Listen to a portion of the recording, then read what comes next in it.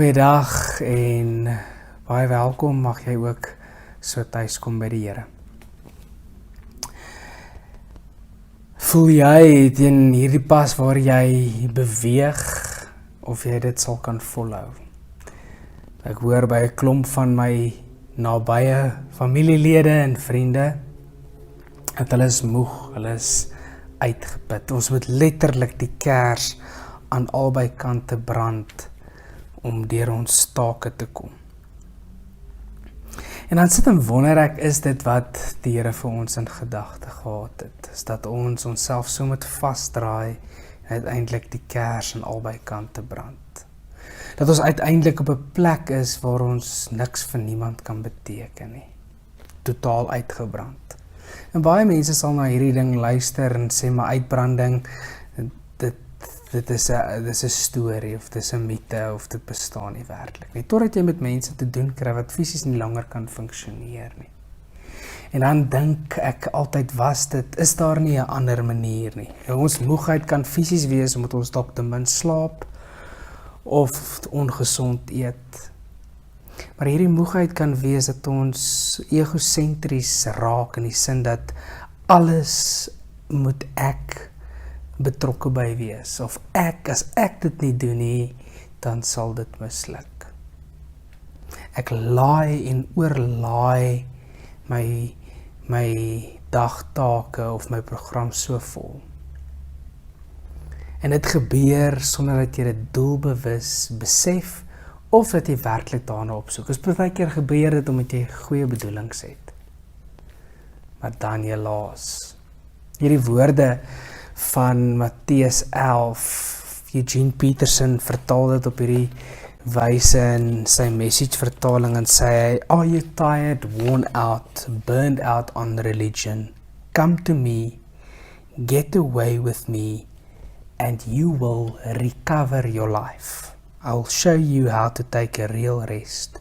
Walk with me and work with me. Watch how I do it and learn the unforced rhythms of grace." As ek dink aan hierdie, you will recover your life. Daar's baie omstandighede, as ek na daai woorde luister, dan dink ek wil graag, wie wil nie graag hulle lewe spreekwoordelik recover nie. En die woorde van hierdie gedeelte is Matteus 11 vers 28. "Kom na my toe, almal wat uitgeput en oorlaai is, en ek sal julle rus gee.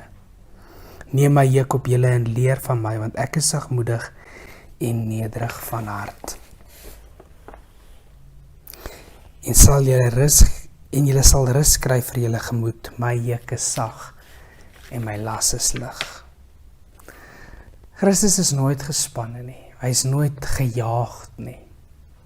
Hy is hierdie vryheid, hierdie rustigheid, hierdie kalmte. Hy nooi vir my en vir jou uit om hierdie alternatiewe pad te volg.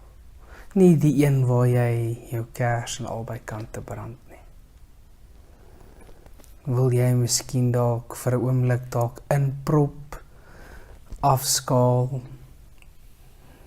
miskien net 'n ander juk op jou skouers neem, en jouself bemoei met dinge wat eintlik waarde het binne in die groter prentjie van God se koninkryk. En dit begin daarby om tot rus te kom by die Here self.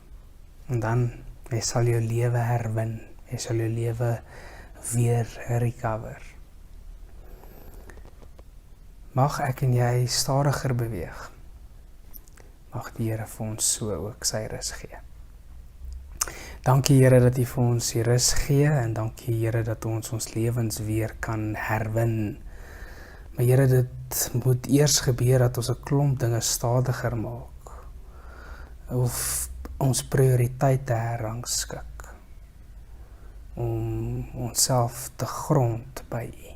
Geef ons daardie rus. Amen. Mag jy sy vrede ontvang en daaruit leef. Totsiens.